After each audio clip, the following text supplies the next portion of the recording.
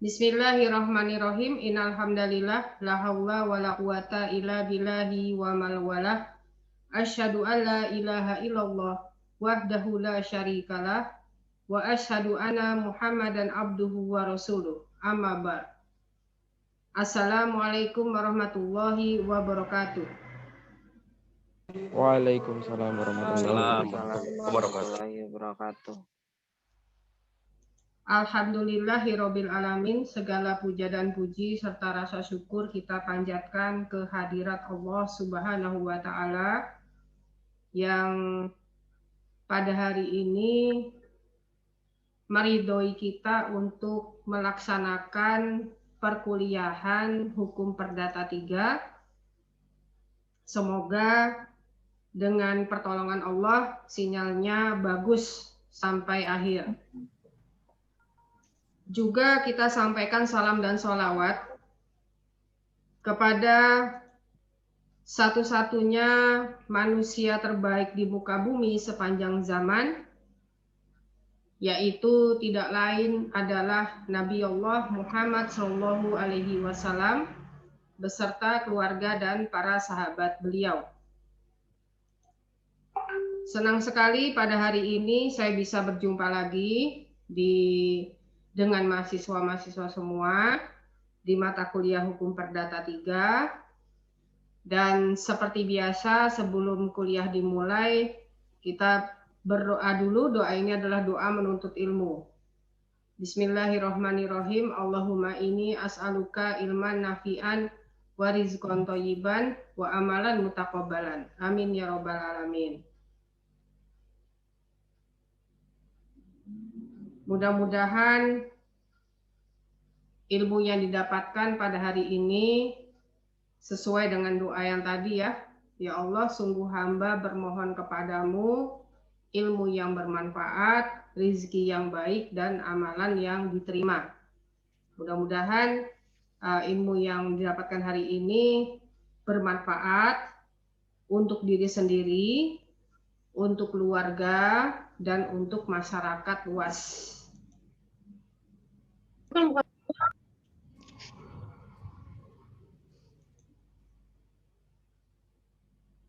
Minggu yang lalu kita sudah membahas bahwa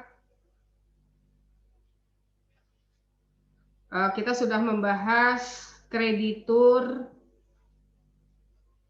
berbadan hukum. Ya, kreditur berbadan hukum adalah perbankan yang aktivitasnya sebagai penyedia jasa keuangan diatur di Undang-Undang Nomor 10 tahun 1998 tentang perbankan.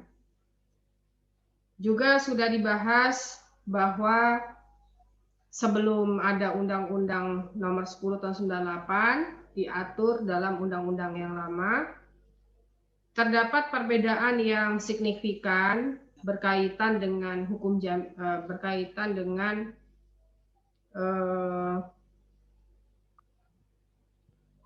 jaminan, di mana dalam undang-undang yang baru mengatur tentang agunan. Ya, di undang-undang yang lama tidak ada aturan tentang agunan, yang ada hanyalah jaminan. Dari definisi yang diberikan, ya sudah disampaikan minggu yang lalu bahwa jaminan ini adalah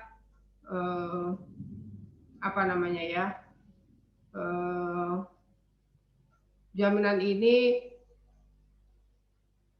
berupa keyakinan dari kreditur perbankan bahwa debitur akan menyelesaikan pinjamannya sesuai dengan perjanjian yang telah disepakati sebelumnya. Kalau agunan adalah jaminan tambahan yang diserahkan kepada kreditur. Jadi di sini terlihat bahwa perbedaannya, kalau jaminan itu tidak ada benda yang diserahkan kepada kreditur, sedangkan kalau agunan itu ada benda yang diserahkan.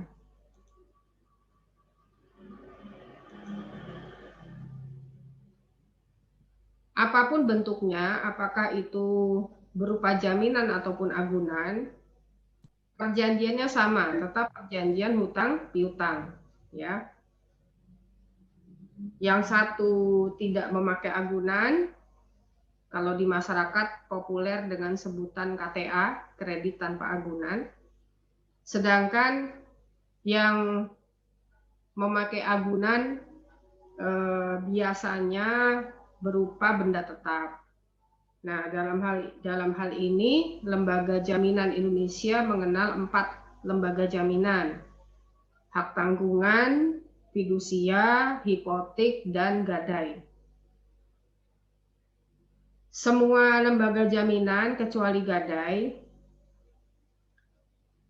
kreditur bisa berbadan hukum, bisa juga tidak berbadan hukum ya. Kreditur berbadan hukum bisa juga kreditur perseorangan, maksudnya gitu. Nah, untuk kreditur yang berbadan hukum tentu saja harus tunduk pada undang-undang yang berlaku. Karena perjanjian yang dibuat antara nasabah debitur dengan kreditur berbadan hukum, yaitu perbankan, perjanjiannya lahir karena undang-undang.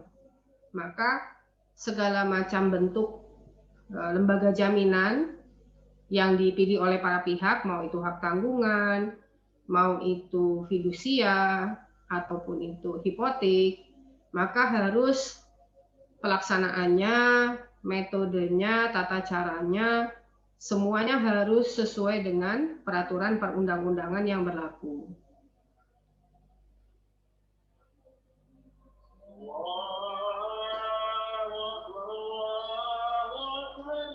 Ya, kita break dulu, ada sholat Isya ya, ada azan Isya.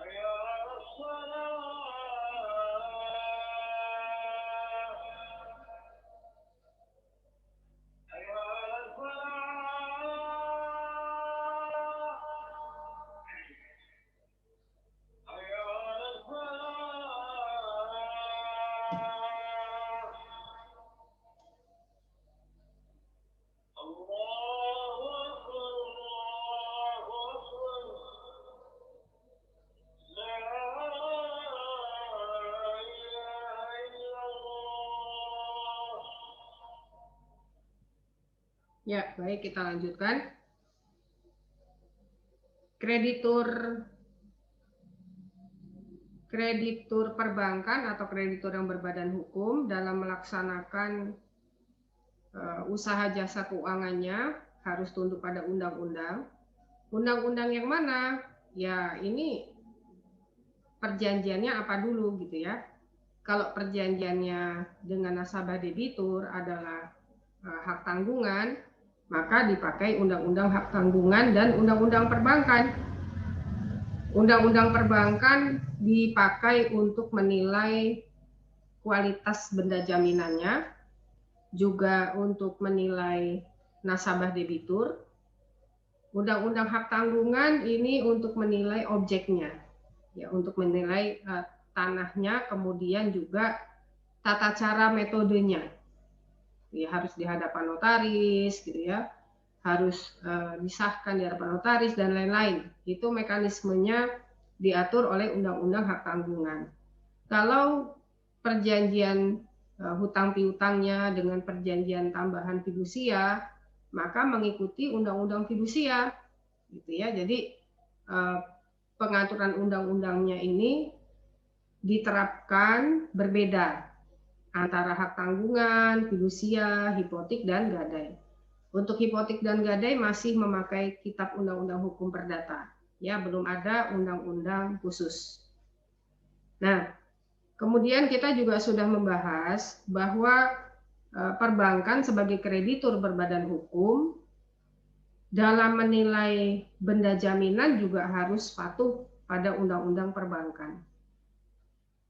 Maka tidak semua benda dapat dijadikan jaminan ke perbankan, ya. Seperti apa benda yang dapat dijadikan jaminan ke kreditur perbankan? Yang pertama adalah jaminan tersebut harus dapat dinilai dengan uang. Ya, semua benda dapat dinilai dengan uang gitu ya. Tapi jangan lupa ada syarat kedua. Syarat kedua adalah jaminan tersebut harus berkualitas tinggi. Nah, jadi tidak semua benda yang dapat dinilai dengan uang itu berkualitas tinggi. Gitu. Tidak cukup sampai di situ, ada syarat yang ketiga, yaitu benda jaminan tersebut mudah dicairkan. Dalam arti mudah dieksekusi.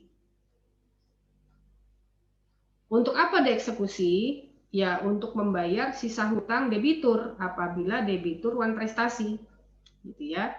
Jadi kalau debitur wan prestasi, kreditur perbankan bisa meminta pengadilan untuk menyita dan melelang benda jaminan tersebut. Hasil dari pelelangan digunakan untuk membayar sisa hutang debitur. Bagaimana kalau hasil lelangnya melebihi jumlah sisa pinjaman debitur? Maka kelebihannya harus dikembalikan kepada debitur. Nah, itu sudah ditentukan semuanya oleh undang-undang. Kemudian syarat yang berikutnya adalah nilai harga ya, harga aset yang dijadikan jaminan minimal setara, minimal sama dengan jumlah pinjaman dari debitur. Nah, ini sudah kita bahas juga. Nah, syarat-syarat ini adalah syarat-syarat kumulatif ya, dan bukan atau. Jadi harus terpenuhi semua. Maka kalau misalnya boleh tidak becak jadi jaminan, misalnya ya, ya kita lihat dulu di Undang-Undang Perbankan seperti apa benda dapat dijadikan jaminan. Pertama, apakah becak ini dapat dinilai dengan uang? Iya, gitu ya. Apakah becak berkualitas tinggi? Ini sangat subjektif. Untuk pemilik becak ini pasti bernilai tinggi untuk dia karena digunakan untuk mencari nafkah, gitu ya. Nah, maka syarat yang ketiga, apakah becak mudah dicairkan? Nah, ini terbentur di sini sebab ketika nanti debitur wan prestasi, kemudian becaknya mau dilelang, gitu ya. Siapa yang mau beli? Nah, itu dia. Di sini maka ada aturan mudah dicairkan itu tadi. Gitu ya. Syarat yang keempat, apakah becaknya bernilai setara dengan jumlah pinjaman? Ya, kalau pinjamnya 50 juta, harga becak 5 juta ya sudah pasti tidak memenuhi syarat, gitu ya. Nah, kemudian kita juga sudah membahas bahwa selain penilaian terhadap benda jaminannya, penilaian ini juga diwajibkan oleh Undang-Undang Perbankan untuk bank menilai debiturnya sendiri. Ya, ini the 5 C's of credit analysis, gitu ya. Prinsip 5C untuk penilaian pinjaman debitur. Yang pertama adalah karakter ya. Karakter sudah kita bahas. Kemudian Mohon izin Bu, untuk ACC teman-teman. Oh ya. Makasih Bu. Ya. Oh, banyak ya yang belum diadmit. Ya, terima kasih sudah diingatkan. Yang pertama adalah penilaian watak, karakter. Jadi karakter, capacity, capital, collateral, condition of economy. Nah, kemarin pembahasannya baru sampai sini. Untuk karakter adalah penilaian watak. Ya, adalah tidak mungkin bagi pihak perbankan untuk menilai satu persatu watak nasabah debiturnya. Ada ribuan. Gitu. Maka penilaian watak ini diganti atau dipersamakan dengan apakah debitur punya hutang pada kreditur yang lain. Nah, mengeceknya gampang ya, tinggal ke BI checking. Gitu. Apakah dia punya hutang? Kalau iya, apakah lancar pembayarannya? Ternyata tidak lancar, bahkan masuk blacklist BI. Ya, sudah pasti proposal pinjamannya ditolak oleh bank. Gitu ya. Jadi penilaian watak ini kadang-kadang begini, ini tidak fair ya penilaian watak. Sebab tidak semua debitur ini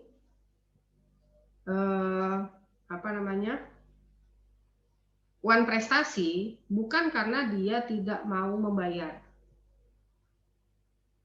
Ada hal-hal yang menghalangi dia untuk membayar cicilan pinjaman ya. Mungkin perusahaannya pailit, jadi gajinya tertunda. Bisa juga dia kena PHK, kena pengurangan karyawan karena perusahaannya sedang perampingan misalnya. Jadi banyak hal-hal yang sebetulnya tidak fair gitu. Ya, penilaian watak dari lancar atau tidaknya pembayaran pinjaman. Gitu. Ya, karena itulah hindari sebisa mungkin ya, hindari semaksimal mungkin, sekeras mungkin berupaya tidak terlibat hutang piutang dengan perbankan. Karena perbankan tuh tidak mau tahu nasabah debiturnya wan prestasi karena apa. Jadi disamakan aja antara tidak mau membayar dengan tidak mampu membayar. Sama, ditagih juga gitu ya. Cara penagihannya pun sama, kadang-kadang melibatkan pihak ketiga atau yang kita kenal sebagai debt collector. Nah, kemudian capacity kemampuan.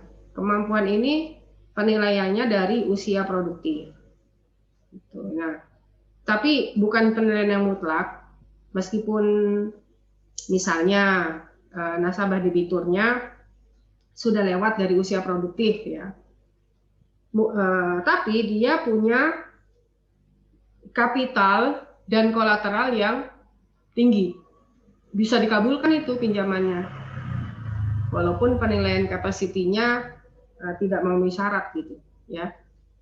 Nah, kemudian modal atau capital ini juga merupakan penilaian.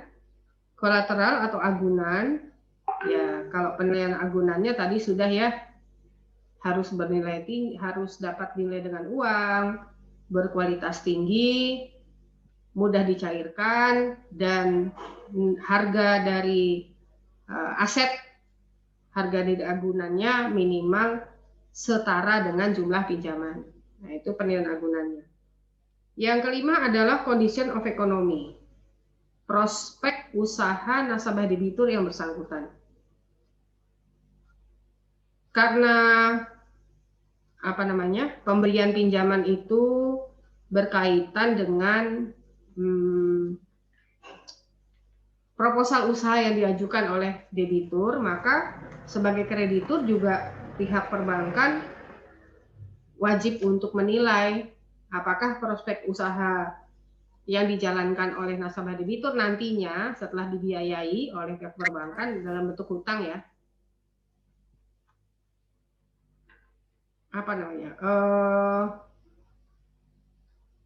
berpotensi untuk mendatangkan keuntungan yang signifikan.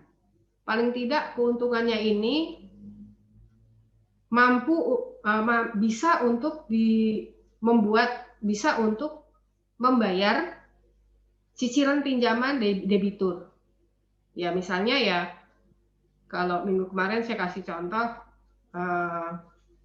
Bu Niza mau bikin kos-kosan ya, itu di atas tanah seluas misalnya 500 meter persegi. Nah, mau bikin kos-kosan, mengajukan pinjaman, jaminannya ya tanah itu, jaminan hak tanggungan atas tanah itu sendiri yang 500 meter persegi. Kemudian bikin kos-kosan. Nah, dari kos-kosan itu disisihkan sebagian untuk membayar cicilan pinjaman. Nah, di sini kan bank harus menilai apakah kos-kosan ini dekat kantor misalnya, atau dekat kampus, gitu, atau mudah, ya ada angkutan umum lewat. Nah, itu jadi pertimbangan semua.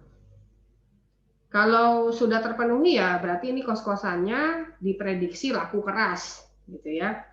Ya kalau kos-kosannya laku yang lancar pembayarannya dan mendapat keuntungan kan kreditur perbankan juga, gitu ya. Jadi kreditur perbankan berkepentingan untuk menilai apakah prospek usaha yang dijalankan oleh nasabah debitur dengan menggunakan pinjaman dari bank, potensi usahanya ini menjanjikan atau tidak. Gitu. Nah, pihak bank juga harus menilai apakah potensi usaha yang dijalankan oleh nasabah debitur legal, gitu ya, legal. Artinya tidak melanggar peraturan perundang-undangan yang berlaku. Ya jangan sampai membiayai usaha yang dilarang oleh undang-undang. Pun harus bisa menilai secara visioner gitu. Bisa saja di saat ini usaha tersebut tidak melanggar undang-undang, tapi tidak menutup kemungkinan misalnya 5 atau 10 tahun lagi ternyata usaha tersebut dilarang oleh undang-undang. Gitu. Contoh ya, saya kasih contoh minggu yang lalu itu usaha toko refill parfum misalnya. Ya, misalnya Herman mau buka usaha atau sudah buka ya, usahanya udah buka, cuma mau diperbesar lagi. Jadi toko refill parfum terbesar se-Indonesia misalnya. Ya. Amin. Dosa sapi, Bu. Dosa sapi. Ya, ini saya lagi mau ngasih contoh bagaimana ada prospek usaha yang sekarang tidak dilarang oleh undang-undang, tapi potensi untuk dilarang oleh undang-undang 5 tahun lagi, 10 tahun lagi itu besar, gitu ya. Kenapa kok toko refill parfum berpotensi untuk dilarang oleh undang-undang di masa yang akan datang? Karena pemilik merek parfum terkenal itu sudah murka dengan Indonesia. Ya, kenapa? Yang pertama, pemilik merek parfum terkenal ini merasa dirugikan sebagai akibat dari menjamurnya refill parfum.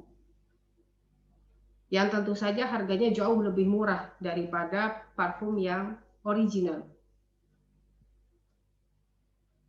Coba misalnya ya, buka website Bulgari misalnya.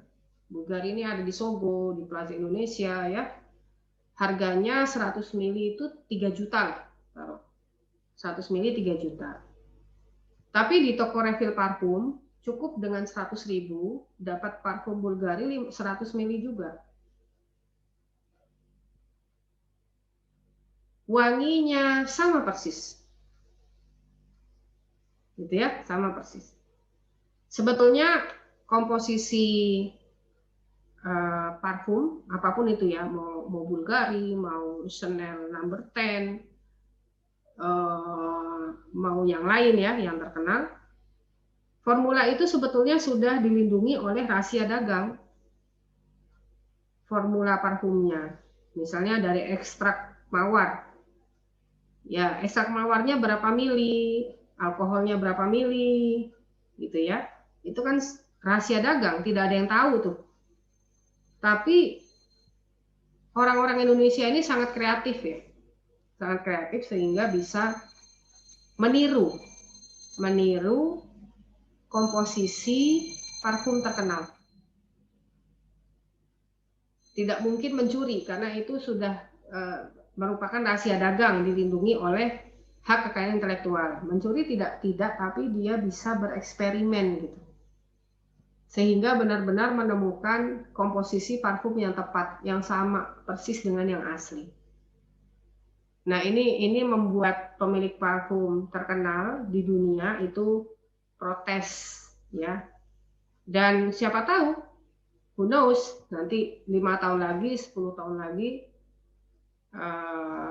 Indonesia di push untuk mengamandemen undang-undang merek sehingga dalam undang-undang merek itu tercantum fragrance sebagai merek. Kalau di negara mereka sudah bahwa fragrance atau aroma wewangian tertentu yang dilindungi oleh rahasia dagang itu merupakan merek dagangnya Bulgari, merek dagangnya Chanel No. 10. Jadi nggak ada lagi harum yang seperti itu, gitu ya. Apa namanya? Ya, ini potensi-potensi yang harus dinilai oleh kreditur juga. Jangan sampai nanti misalnya Herman mendirikan toko refill parfum terbesar di Indonesia, dikabulkan oleh pihak perbankan, mengajukan pinjaman, tenornya misalnya 10 tahun. Ternyata di tahun ke-7, undang-undang merek kemudian diamandemen. Memasukkan fragrance atau aroma sebagai merek dagang yang harus dilindungi. Nah, ini kan berarti usaha usaha yang dibiayai oleh bank itu melanggar undang-undang merek. Gitu ya. Nah, ini sudah tidak terpenuhi nanti syarat sah perjanjian kausa yang halal. Perjanjian objektifnya sudah tidak terpenuhi. Akibatnya apa? Perjanjiannya kan batal demi hukum. Siapa yang rugi? Kreditur yang rugi. Gitu ya. Kalau perjanjian batal demi hukum, artinya dianggap perjanjian itu tidak pernah ada. Padahal bayar hutangnya masih 3 tahun lagi. Gitu ya. Nah, ini makanya perbankan itu berhati-hati. Ya, yang paling aman ya tidak usah berhutang. Apalagi dengan perbankan, ya. Nah, itu jangan sampai ya riba semua itu. Ya, Islam juga mengenal hukum jaminan namanya kafalah. Tapi sangat jauh prakteknya dengan hukum jaminan negara. Gitu ya. Nah, kemudian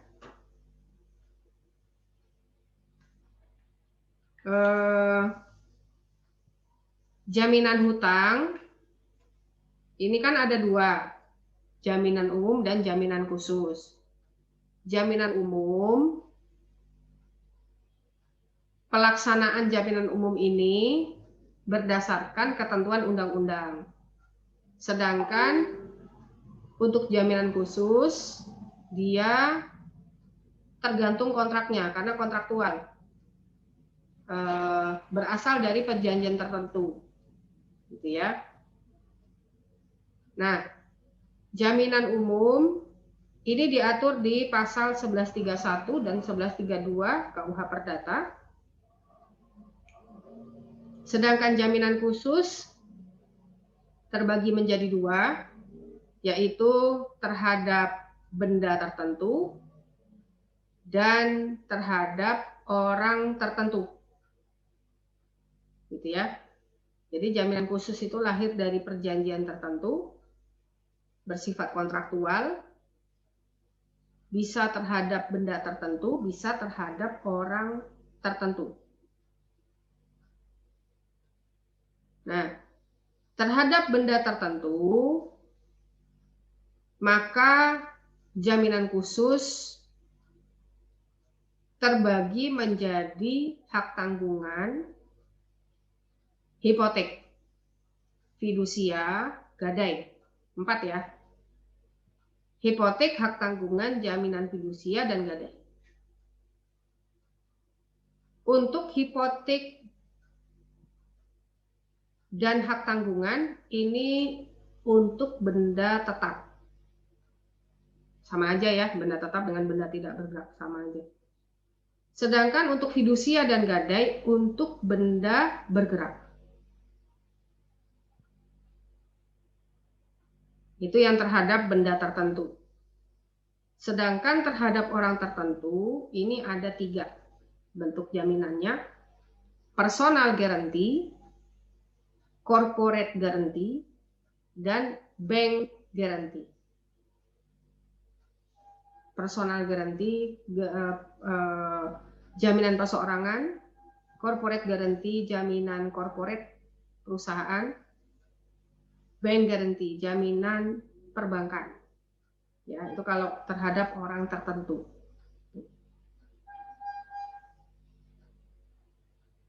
Nah, ada yang baru bergabung.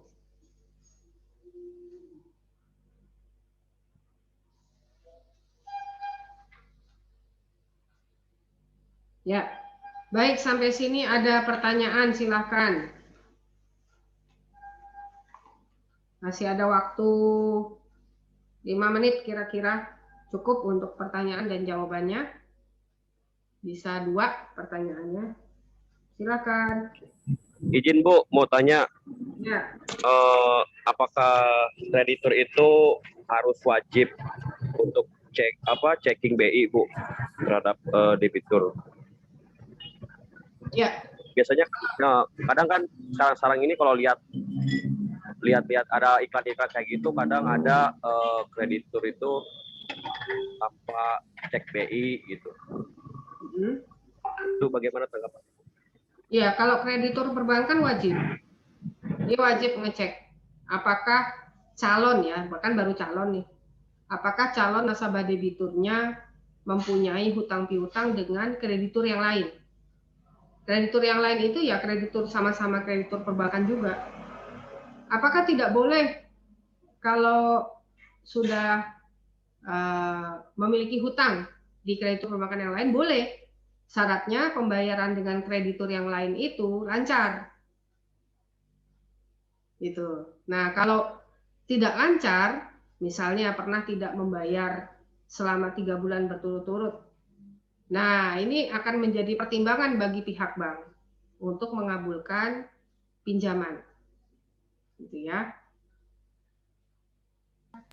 Baik Bu, makasih Bu. Ya, sebisa mungkin dihindari ya berurusan hutang piutang dengan pihak bank. Ya, yang lain silakan, ada pertanyaan? Izin Bu. Silakan Akram. Kalau bila mana si debitur meninggal nih Bu, jaminannya itu jadi punya si kreditur atau dikembalikan ke ahli warisnya si debitur Bu? Ya, karena ini mengikuti peraturan perundang-undangan, maka bagi nasabah debitur yang meninggal sedangkan hutangnya belum lunas, gitu ya, belum lunas, maka ahli warisnya bisa meneruskan, gitu. Tapi tidak wajib ya, tidak wajib. Ahli warisnya dipersilahkan untuk memilih apakah mau meneruskan atau tidak. Kalaupun memilihnya tidak, maka benda yang menjadi jaminan itu dilelang oleh pihak bank, gitu, untuk yang hasil lelangnya itu digunakan untuk melunasi sisa hutang dari debitur. Kalau lebih dikembalikan kepada ahli waris, ya itu haknya ahli waris, gitu ya. Itu kalau perjanjian, kalau hutang piutangnya dengan jaminan ya, dengan jaminan. Kalau tidak dengan jaminan, maka dianggap lunas. Kartu kredit misalnya, kalau kartu kredit kan tidak perlu jaminan, untuk membuat kartu kredit. Ya kalau pemegang kartu kreditnya meninggal ya lunas, walaupun dia belum bayar ya. Apakah pihak bank rugi? Tidak, sebetulnya tidak rugi. Karena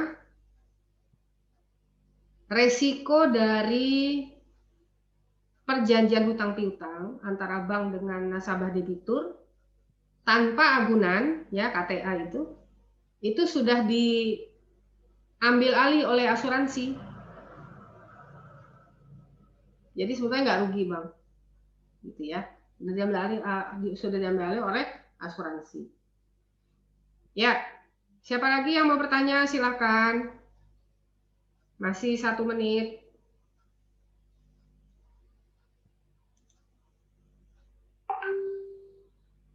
Ya, kalau tidak ada, karena saya ada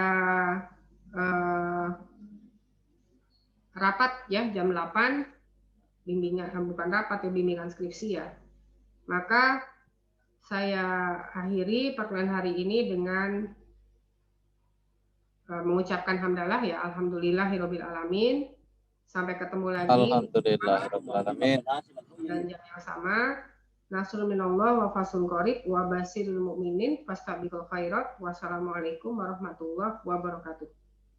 Waalaikumsalam warahmatullahi wabarakatuh. Terima kasih, Bu. Terima kasih, Bu. Sama-sama.